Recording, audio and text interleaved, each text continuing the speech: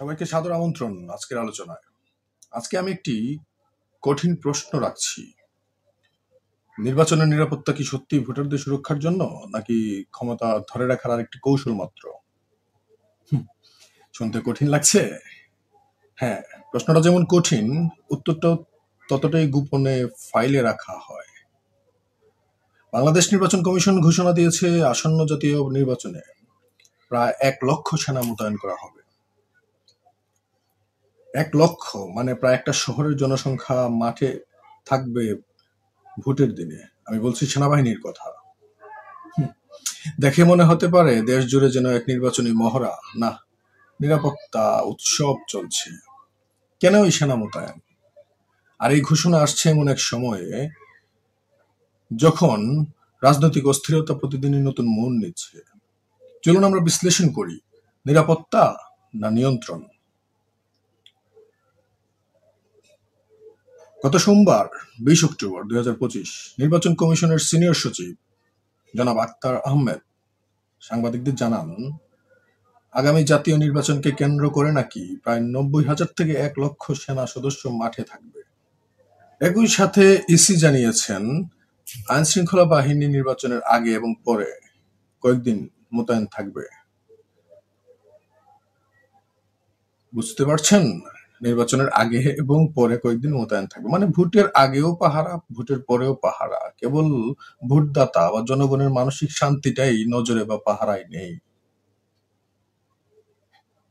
এখন প্রশ্ন হচ্ছে, এই সেনা মোতায়েনের আসল উদ্দেশ্যটা কি?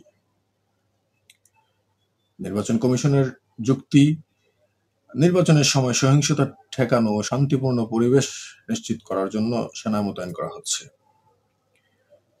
কিন্তু বিরোধী মহল ও মানবাধিকার সংগঠনগুলো বলছে ভিন্ন কথা। তারা বলছে এই ব্যবস্থা অতিরিক্ত নিয়ন্ত্রণমূলক, যা ভোটারদের মধ্যে ভয় ও অনিশ্চয়তা তৈরি করতে পারে। ইতিহাস বলছে বাংলাদেশে প্রায় প্রতিটি নির্বাচনে সেনা মোতায়েন হয়েছে, কিন্তু প্রতিবারই রাজনৈতিক অচলাবস্থা বা সহিংসতা বেড়েছে। 2014 সালের নির্বাচনেও আমরা দেখেছিলাম নিরাপত্তার নামে সীমিত নাগরিক স্বাধীনতা। আর এবার পরিস্থিতি আরো জটিল, ভয়াবহ। কারণ আন্তর্জাতিক অঙ্গনে এখন বাংলাদেশের বিরুদ্ধে মানবাধিকার লঙ্ঘন ও রাজনৈতিক নিষেধাজ্ঞা নিয়ে আলোচনা তীব্র থেকে তীব্রতর হচ্ছে। সামরিক উপস্থিতি একদিকে হয়তো সহিংসতা কমাতে পারে, কিন্তু অন্যদিকে এটি জনগণের আস্থা ও গণতন্ত্রের স্বচ্ছতা নিয়ে বড় প্রশ্ন তুলবে। বিশেষত যখন বিরোধী শিবির অভিযোগ করছে প্রশাসন, সেনাবাহিনী সবকিছু সরকারের সরাসরি নিয়ন্ত্রণে। তাহলে কি এই সেনা মোতায়েন গণতন্ত্রকে সুরক্ষিত করতে পারবে, নাকি শান্তি রক্ষার নামে ভোটের বাস্তব স্বাধীনতাকে সংকুচিত করবে? আন্তর্জাতিক media, the Tribune India, China daily, এমনকি জিনহুয়া নিউজ, চাইনিজ মিডিয়া এই খবরকে গুরুত্ব দিয়ে তারা ছাপিয়েছে। বিদেশি কূটনৈতিক মহলে এখন প্রশ্ন ঘুরছে, বাংলাদেশ কি নিরাপত্তা কেন্দ্রিক নির্বাচনের পথে যাচ্ছে, যেখানে নিরাপত্তা আসলে সীমাবদ্ধ স্বাধীনতার প্রতিশব্দ? আর দেখুন, এই ঘোষণার সময়ও তাৎপর্যপূর্ণ। কেন বলছি?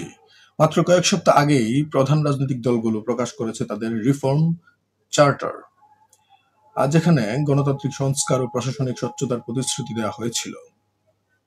তাহলে এখন প্রশ্ন, সেনা মোতায়েনের এই সিদ্ধান্ত কি সেই প্রতিশ্রুতির বিপরীতে যাচ্ছে, নাকি এটি সরকার ও কমিশনের মধ্যে পারস্পরিক অবিশ্বাসের প্রতিফলন?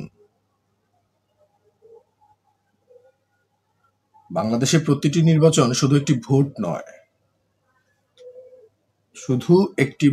নয়, এটি গণতন্ত্রের প্রতি বিশ্বাসের একটি পরীক্ষা। সেনা মোতায়েন নিরাপত্তার প্রতিশ্রুতি দিতে পারে, কিন্তু যদি সেই নিরাপত্তা জনগণের মনে ভয় তৈরি করে, তবে সেটি গণতন্ত্র নয়, এটি নিয়ন্ত্রণের অন্য আরেকটি রূপ। এবং সেই রূপ একবার প্রতিষ্ঠিত হলে গণতন্ত্র পুনরুদ্ধার অনেক কঠিন হয়ে যাবে, অনেক। তাহলে আপনি কি মনে করেন আপনি, এই সেনা মোতায়েন কি সত্যি জনগণের নিরাপত্তার প্রতীক, নাকি এটি এক শান্তিপূর্ণ মুখোশ যার আড়ালে লুকিয়ে আছে নিয়ন্ত্রণের কালো হাত? হুম, শেষ পর্যন্ত জনগণই বলে দেবে এটি ভোটের উৎসব নাকি ভোটের অভিযান। আমি অপরাজিত অপু, এটাই ছিল আজকের বিশ্লেষণ। এখন প্রশ্ন আপনার কাছে, আপনি কি মনে করেন সেনা মোতায়েন নির্বাচনকে সুষ্ঠু করবে নাকি জনগণের কণ্ঠস্বর আরো দুর্বল করবে? নিচে কমেন্টে আপনার মতামত জানান। যদি বিশ্লেষণটি ভালো লেগে থাকে সাবস্ক্রাইব করুন অপরাজিত ইনসাইটস চ্যানেলে, যেখানে প্রতিদিন আমরা খুঁজি সত্যের ভেতর রাজনীতির অর্থ। ধন্যবাদ সবাইকে।